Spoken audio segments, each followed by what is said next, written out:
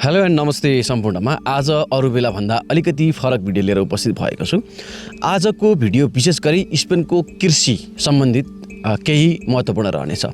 तपाईहरुले मेरो ब्याकग्राउन्डमा देख्न सक्नुहुन्छ कृषि क्षेत्रमा आफ्नो एउटा छुट्टै पहिचान बनाएको छ। त्यसै गरेर स्पेनले आफ्नो देशैभित्र धेरै भन्दा धेरै खानेकुराहरू उत्पादन गर्छ, त्यसै गरी तेलहरू पनि उत्पादन गर्छ र यो कृषि क्षेत्रमा धेरै भन्दा धेरै कामदारहरूको अभाव पनि छ र कृषि मात्रै नभएर कन्स्ट्रक्सन लाइन लगायतका यस्ता क्षेत्रहरूमा चाहिँ धेरै भन्दा धेरै कामदारहरूको आवश्यक रहेको हुन्छ। स्पेन सरकारले वार्षिक रूपमा लाखौं करोडौं यही कृषिबाट उत्पादन गर्ने गर्छ। त्यसै गरेर यो क्षेत्रमा अघि पनि मैले भने धेरै कामदारहरूको आवश्यक परिरहेको हुन्छ र स्पेनले केही मात्रामा वर्किङ भिसा पनि खुलाइरहेको हुन्छ। तर एसियाली मुलुकहरूमा त्यो वर्किङ भिसाको चाहिँ अलिकति समस्या छ। तर यो क्षेत्रमा आएर काम गर्नेहरूले धेरै मनग्गी आम्दानी पनि गरिरहनु भएको छ र कृषिमा धेरै काम गर्ने अहिलेको सिचुएसनमा पहिलेका वर्षहरूभन्दा अहिलेको वर्षमा धेरैभन्दा धेरै नेपालीहरू कृषि क्षेत्रमा आबद्ध हुनुहुन्छ र उहाँहरूले मनग्गी आम्दानी पनि गरिरहनु भएको छ।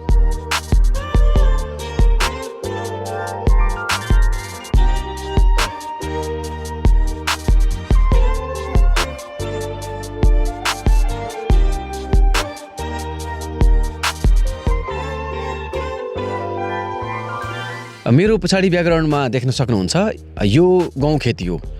स्पेन सरकारले वार्षिक रूपमा यही गहुँ उत्पादनबाट अन्य क्षेत्रमा पनि विभिन्न उत्पादन गर्छ, तर सबैभन्दा धेरै चाहिँ यही गहुँ उत्पादनबाट आम्दानी गरिरहेको हुन्छ। पानहरू चाहिँ एकदमै धेरै खाइन्छ। यहाँ चाहिँ पान भनेको चाहिँ नेपाली भाषामा त्यसलाई पाउरोटी भनेर सम्बोधन गरिन्छ र विभिन्न कुराहरू उत्पादन हुन्छ। त्यसै गरेर कृषिमा एउटा रेभोल्युसन ल्याएको स्पेन एउटा आधुनिक प्राविधिक रूपमा एकदमै धेरै त्यो विषयमा अगाडि पनि छ। जस्तै यहाँ तपाईले देख्न सक्नुहुन्छ भिरालो जग्गा त्यसै समथर पनि छैन। हाम्रो अविकसित देश नेपालहरूमा उदाहरणका लागि हेर्ने हो भने हामीलाई समथर माटो, समथर मलिलो जग्गा, विभिन्न कारणहरू, विभिन्न हामीले मापदण्डहरू राखेका छौँ। आफैले डेभलप गर्दै जाँदा उनीहरू आधुनिकीकरणमा अगाडि बढिसकेका छन् र यो कृषिलाई उनीहरूले एकदमै धेरै अगाडि बढाएका छन्। र यहाँको यो वातावरण हेर्ने हो भने एकदमै भिरालो र यो माटो हेर्ने हो भने एकदमै फरक किसिमको छ। तर पानीको पनि त्यति अभाव छ। पानीको अभाव हुँदाहुँदै पनि यहाँ चाहिँ कृषकहरू आकाशे पानीको निर्भरतामा चलिरहेका हुन्छन्। त्यति हुँदाहुँदै पनि यहाँको आधुनिक कृषिले गर्दाखेरि यहाँको उब्जाउ एकदमै राम्रो हुने गर्दछ।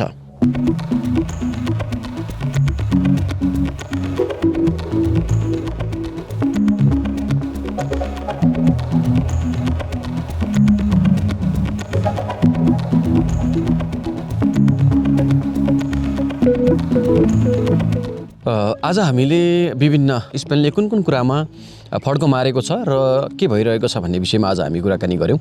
त्यसै गरी यो भिडियो यति बेलासम्म हेर्नुभयो। तपाईँका जिज्ञासा चासोका विषयहरू केही छन् भने कमेन्ट गर्न सक्नुहुन्छ र तपाईँहरूले खोजेका विषयमा हामीले जानेका कुराहरू अनुसन्धान गरेर त्यो विषयमा भिडियो बनाउने प्रयत्न गर्नेछौँ भन्दै आजको यो भिडियोबाट बिदा हुन चाहन्छु। नमस्ते, फेरि भेटौँला।